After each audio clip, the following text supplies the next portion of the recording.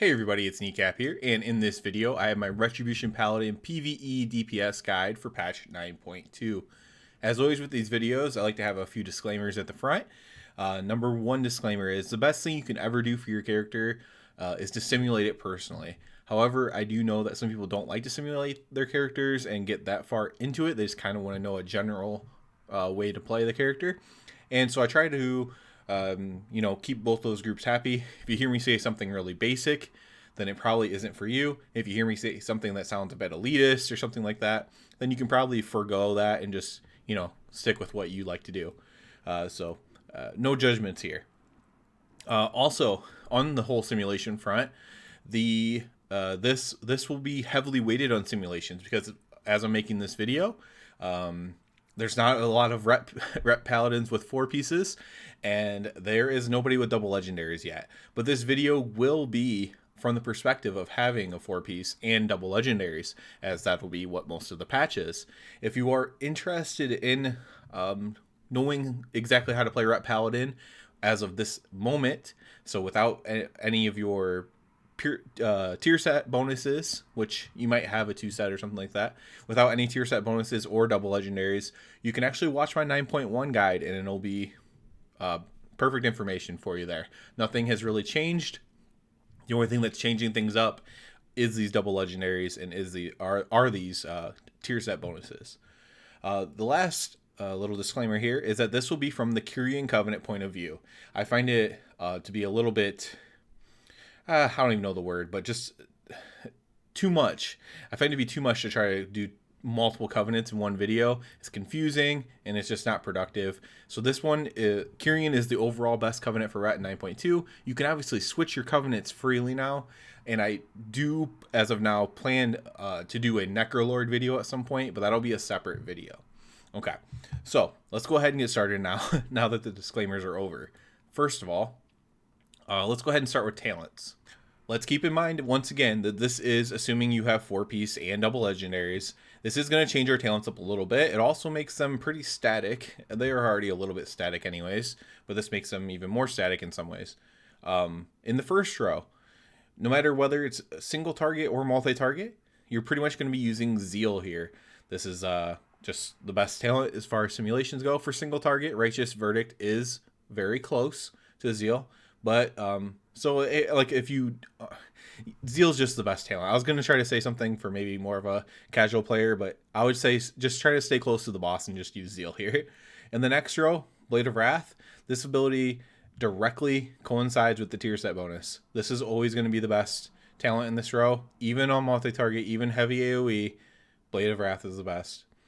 Row 40 or level 40 row, Seraphim, the best one here. This is a hard cast Seraphim. Our set bonus gives us 3 seconds of Seraphim per proc. The hard cast will overwrite the proc, but the proc will be added to your talent. So it gives you 15 seconds. If you get procs on top of that, you'll likely have this extending out. Getting 3-4 procs is pretty common during your Seraphim, so you'll have about 50% uptime on this if you were to use it on cooldown. But you're still going to probably want to use this as about a 1-minute cooldown, even though it's 45 seconds, just so that you always have it up for your Divine Toll, and then if your Final Reckoning, if you're running Final Reckoning as well. So Seraphim's best here. I do recommend probably getting a weak aura for this with the procs. And I don't have one yet for myself. When I have one that I'm comfortable using, I will add that in the description below the video. So if you're looking right now and it's not there, that just means that I'm not using one yet and I don't have one yet, but I will put one there. In the last row, this is the only one that changes or can change for multi-target, but Final Reckoning is pretty much the best one for single target, pretty far and away. Again, you would use this the same way you normally do with your wings. Final Reckoning, you can even technically bind those together, and then use your Divine Toll after that, and that's kind of like your 1-minute build still in that way. Sanctified Wrath, though, is also usable for multi-target. In Mythic Plus specifically, I would recommend using Sanctified Wrath because the amount of downtimes you would get to use a good Final Reckoning is typically more than the downtime you have of wings, just because you're running wings whenever it's up either way. Whether you have Final Reckoning or not, you're popping wings pretty much on cooldown, unless you're literally just about to start a boss, you want to have it up for the beginning of the boss. but most of the time you're just popping your wings. So Sanctified Wrath is a really good choice for Mythic Plus. But Final Reckoning is not bad there either, especially if you want to focus more on your boss damage, because it is the better single target talent. So those are kind of your options there. Crusade actually does not simulate terribly behind Final Reckoning, but it is kind of like a clear choice there. So the setup I have here: Zeal, Blade, Seraphim, Final. That's single target. Multi-target, you can switch these two around if you want. Final Reckoning, Sanctified Wrath, you can simulate that for your exact scenario. I tend to think Sanctified Wrath is probably a little bit better in Mythic Plus, but you know, you could, maybe your group happens to pull, maybe you're in like a team and your group happens to pull at a cadence and at a size where Final Reckoning is getting maximum uses, maximum uptime, maximum everything, and then Final Reckoning ends up being better for you, or you just, or equal and you like to play it. That's fine as well. So those are the talents there. Pretty simple stuff here, because we're not really switching them up very much. So pretty simple on the talent front. All right, let's head to Soulbinds and Conduits next. For Soulbinds and Conduits, we're going to be using Forge Light Prime. Now, this has always been the choice if you aren't running Execution Sentence. He is technically a better Soulbind. For the Execution Sentence, Pelagos just had a little bit more front-loaded there. But he's going to be the Soulbind for pretty much every use here, as long as you're Kyrian. For multi and single target, Forge Light Prime is the way to go. And then for the pathing, you can pretty much just go down the left side if you want. Of course, you could choose Resilient Plumage if you wanted there instead. That doesn't affect any of your like power throughput stuff. But pretty much just go down the left side if that's what you want, or you can choose Resilient Plumage, I guess. You're always going to want to use Ring and Clarity. You're always going to want to use Virtuous Command. For heavy single target or pure single target, Templar's Vindication is still the play. Now, what gets tricky is, and I did not see any simulations on Truce Wake, but Expurg and Truce Wake are going to be kind of like the multi-target conduits that you're going to put in place of Templar's Vindication if you're not casting straight single target stuff. So you're using a lot of AoE or much AoE or all AoE. Once you get the 4-piece and you're proccing Wake of Ashes, that's where the Truce Wake could be valuable. I will say to simulate this, and then if you're just not someone who's going to simulate this, Expurg is the safe option, because Truce Wake is not a strong conduit in general.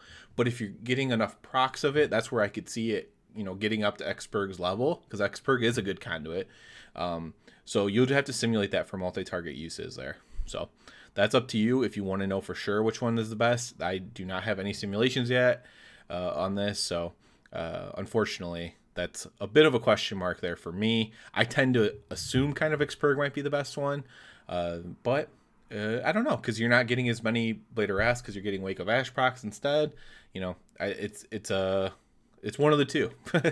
So you'll just have to take it from there on which one you want to use for multi-target. And some people just don't like to switch their conduits at all. And if that's the case, maybe you just leave Expurg in there all the time if you're someone who doesn't like to switch their conduits at all, if you're not total min-maxing and stuff like that. Next, let's go to rotational changes for patch 9.2. I get this one asked to me a lot. So let's first, because this is asked all the time, let's first talk about priority here. I'm going to pull this up. This is on Wowhead. This is generally always mostly true, at least. And we'll go here. This is going to show you kind of like order of operations. So if you're confused by all this, I'm just going to go over the most important parts. So the biggest rotational changes is Wake of Ashes. Wake of Ashes, we are now going to cast on cooldown or on proc, right? You're going to constantly be casting Wake of Ashes. Now, this has a multi-pronged thing that happens. So because of this, we're also going to be randomly gaining 3 holy power all the time. So you also do not need to pool your holy power. So generally in my other two, in 9.0 and 9.1, you'll hear me say, well, you want to get your holy power up to 5 before you spend. You want to get exactly 5, never go over 5, but you want to get up to 5, then spend. In this case, you can spend at 3, you can spend at 4, or you could spend at 5. It doesn't matter, because we're swimming in holy power basically, with the additional procs, running Zeal, and then also getting Wake of Ashes, which is 3 holy power instead of 2, just from the blade. If you want to know on the min-max side of things, though, this is where people ask a lot. The number one things I see people doing wrong, like on a lower end scale, is just casting Crusader Strike too much. This is a very not important thing to be casting. You want it your Hammer of Wrath, so during execute phase, during your wings, when somebody dies in your wings proc, you want to be using Hammer of Wrath is like your number one ability. That's like a generator. Blade of Justice number 2, Judgment number 3, Crusader Strike with 2 charges, number 4, Consecration if your Crusader Strike only has 1 charge, and then the last thing you want to use is a Crusader Strike with 1 charge. That's your least important thing to use. Anything else is better than that. Here you see Templar's Verdict, 3 or 4 holy power. Obviously, if you have 5, it moves it way up there. This part's not as important. The number one thing I get asked about is like, which abilities should I be pressing? It's not a rotation. It's just, if Hammer of Wrath is up, you're pressing Hammer of Wrath. If Blade of Justice is up and Hammer of Wrath isn't, you're pressing Blade of Justice. It's more of like an order of operations. By the way, this is authored by Bolas here on Wildhead. He's like one of the top Rep Paladin theory people or whatever. So shout out to him there. But this is all generally true in pretty much every case. So especially the part that I was just telling you about, Hammer of Wrath, Blade of Justice, Judgment. This is very min-maxy stuff, though. Other than that, the more general thing to say would just be to don't overcap your holy power. Never be at 6 or 7. You know, you can't go up that high. Never overcap. And then also use your Wake of Ashes on cooldown now, or constantly, because you want to get as many procs of that as you possibly can. So you want to be proccing that. Now, also, the 2-piece proc is with Seraphim. So we talked about a Seraphim weak aura earlier. You want to get as many globals into that as possible. You're always going to get 2 in, but you want to be able to get 3 in sometimes if you're lucky. And so with those 2 globals, you're going to want at least one of those to be a spender. Well, if you're only getting 2, only one of them can be a spender. But you want to get a spender into there. So if you're 3 or more in Seraphim procs, you want to use your Templar's Verdict right away. If you are less, then you want to use your proc right away. So whether that's Blade or Wake of Ashes, you want to use that right away. And hopefully you had at least 1 holy power if it's Blade that procs, 50-50 chance. And then you want to use your spender. Try to get a spender into that Seraphim proc, right? So you want to get a Verdict or a Divine Storm into the Seraphim proc, so it's empowered and just increasing your damage. That sounds min-maxy, but I would say even for a casual player, you really want to kind of try to do that. Otherwise, your 2-piece isn't really going to be doing much for you. So you definitely want to be able to do that. Even though it might sound hard, but I think anybody can manage that. Even without a weak aura, I think you could just get in the habit of Seraphim procs. I'm either spending or I'm using the proc to spend afterwards. Next, let's talk. So those are pretty much the only changes. That still use your Seraphim as a 1 minute. I already mentioned that into your Final Reckoning and Divine Toll. Still focus on that. All right, next let's move on to legendaries. There's a lot of different legendaries that we might be using here, so we'll try to keep this all straight. Remember the legendary of Unity. We don't have this unlocked yet as of making this video, but that'll be your Covenant legendary, and eventually you can move that to any slot you want, to any place you want. So right now your Divine Resonance would probably be on your belt. It could be on your chest, but it's probably on your belt, which is fine.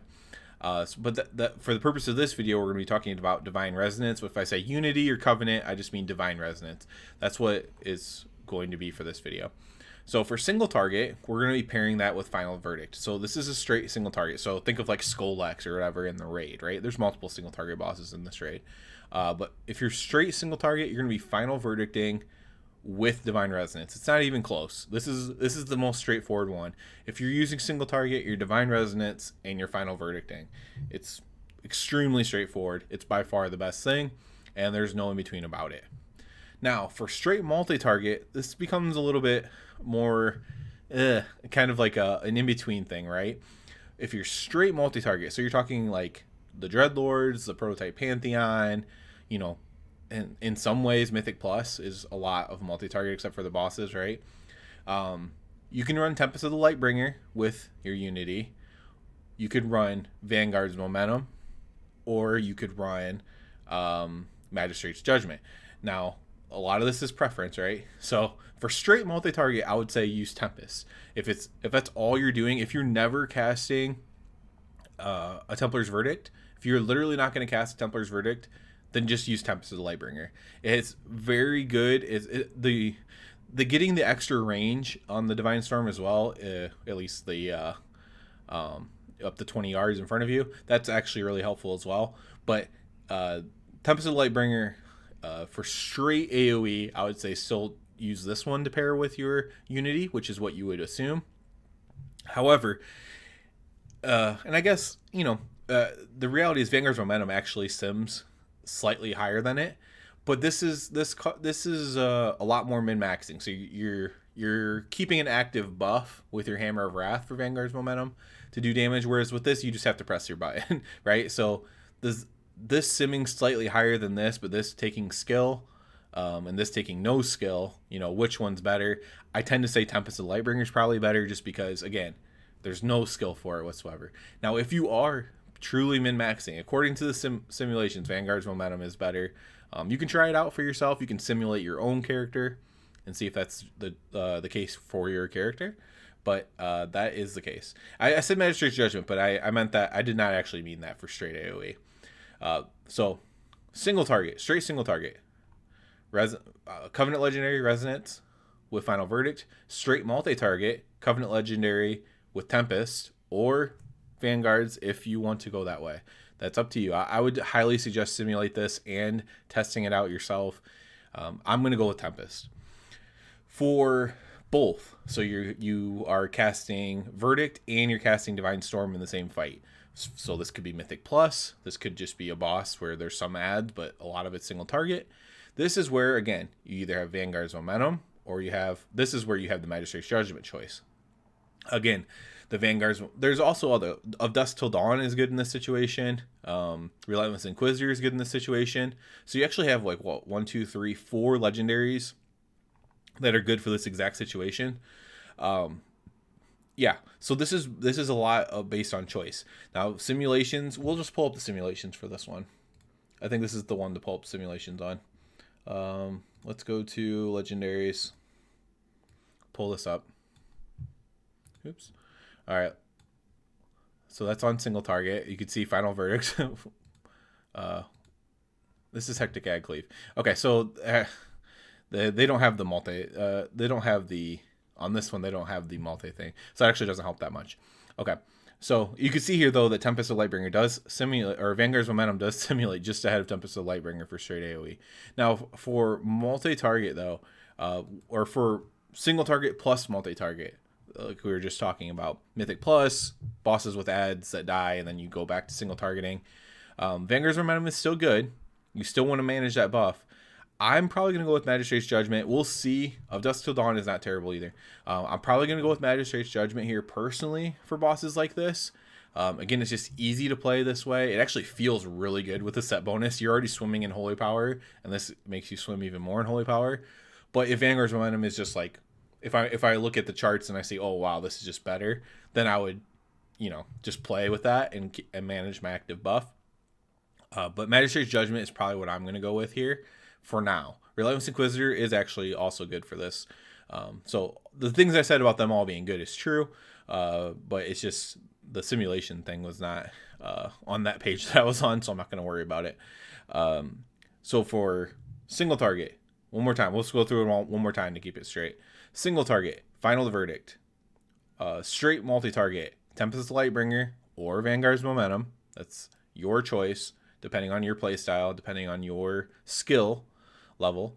And for single target plus multi-target in the same fight or the same encounter, the same dungeon in this case, Magistrate's Judgment is probably what I'm going to go with, but I'm keeping my eye on Vanguard's Momentum, and I realize that there's other legendaries that are good as well. You'll probably just want to kind of use what other people are using if you're a casual player, and if you are, the hardcore player, then you're going to be looking to min-max every little bit, and you'll probably go with the one that gives you the most overall damage, I'd imagine. So could just be Vanguard's Momentum because it is so good on AoE, and then it's also not worthless on single target. Vanguard's Momentum. I tend to think that this has quite a bit of potential. I don't necessarily want it to, because I don't necessarily want to use it, but I do happen to think this has a lot of potential in those scenarios. Magistrate's Judgment is good though. They all simulate fairly close to each other. Next up, let's go to stats. This is something people ask a lot about. It doesn't matter too much. My stats now suck, so these aren't really relevant. But for this, for your 4-piece, 4 double legendaries and stuff like that, I can actually bring this up again here. Let's look at this. So, because I don't know what it was for Hectic Agcleave. Is it still Haste Mastery? Yeah. Okay. So basically in every situation, Haste Mastery is pretty much going to be your best. So if you're looking for what stats to put on your legendary and stuff, and you're not like, it's hard because if you play Final Verdict for PvP, you might want to put versatility on it. In that case, I would say probably Versatility Mastery. In that case, if it's like a PvP, if you're going to use it for PvP as well, and you don't want to have 2 separate ones, probably just put Versatility on it. But Haste Mastery are generally going to be your best stats here. It's not that you ever want 0 of anything. Obviously, you don't want 0% crit, but Haste Mastery is generally where you're going to want to focus on for this patch. This is very generalized though. A lot of people ask about stats, like very high end people like, your stats don't matter, just simulate your character, and that is true. That's true. You should simulate your own character because there's certain breakpoints that you could be hitting or not hitting, and it's always going to be based on that. But generally speaking, Haste Mastery are good, and I just want to give that general take there, that way for people who are very interested in that. Lastly, let's talk about trinkets a little bit. So this is going to be weird because the trinkets for this patch are not that good. With the exception of the sigil, the first sigil. Who does that drop off of? Is it Pantheon? The first sigil, yeah. So this is, let's go to the mythic one because that'll be the best one. So gain the benefit of your file in this case, and a crap ton of versatility for 20 seconds, so your entire wings, but it has a 5-minute cooldown. So you would use this on pole, or you would use this with hero, or whatever. I would just use it on pole, obviously. This is the best trinket in general. It's going to empower your wings. You're going to do a crap ton of damage, just like anybody else. It's a lot of people's best trinket. Now it is on use, and what's really weird about this patch is you might be using 2 on use trinkets. If you're using 2 on use trinkets, IQD is the second best trinket after this. That's the intra quantum device, whatever it's called. I believe that drops from the other side. Quantum device right here. Yeah. So this is the second best trinket. So you could use this. This one has a 3-minute cooldown. So you'd be juggling a 5-minute cooldown and a 3-minute cooldown. I think that's a little bit awkward. So what I'm going to do is either just, I don't have a mythic Old Warrior Soul. I only have a heroic one. But if you had a mythic Old Warrior Soul, that's very good still. Even though it's only, it's going to be lower eye level, it's really good for this entire patch. It's like the best non-use trinket. But I'll probably keep using the PvP badge, the Cosmic Gladiators, and that's only a 1-minute cooldown. So if you think about it, you're using the 5-minute cooldown. Oops, wrong one. Using the Prototype Pantheon 5-minute cooldown on pole, and then using a 1-minute with your Final Reckoning Divine Toll every minute after that until this trinket is up again at the 5-minute cooldown, and where you get to burst once again. Now I think you'd probably want to save that for wings though, so I guess you might want to wait until the 6-minute mark, so unless the fight's about to end, in which case you would want to use it in your 1-minute window. But if the fight's going to last 6 minutes, you would want to wait for this with your wings to pop back up the first sigil. So 6-minute fight, this becomes insanely strong because you get 2 uses out of it. But it's still really good either way. This is like the best trinket. This is a trinket you want to go for, the first sigil. If you have this, you'll be doing pretty good. So, generally speaking, all the on-use trinkets are pretty good as well. I believe there might be the other one might be in the other side as well. There's another one that's worth using. Yeah, the Overwhelming Power Crystal is also on use that you can use as well. So this one, excuse me. This one also only has a 1:30 cooldown, so it's a little bit easier to sneak that into your windows. You would just use that as a 2-minute cooldown, I suppose.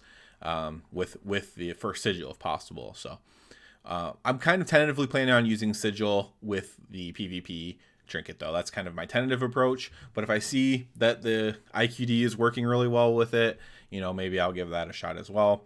But tentatively planning on the PvP trinket. So I think that's about it for this video. I think I covered pretty much everything.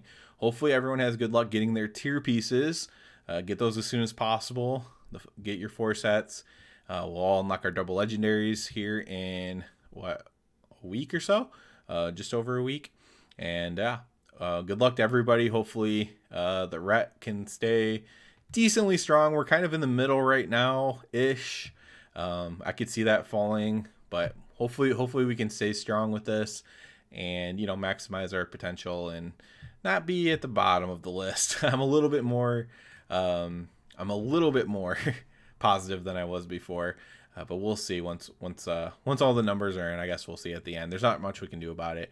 If you're playing rat because you love it, not because it's the best spec. So that's about it. As always, I do ask you to please subscribe to the channel. It helps me out so much. And other than that, everybody have a good one.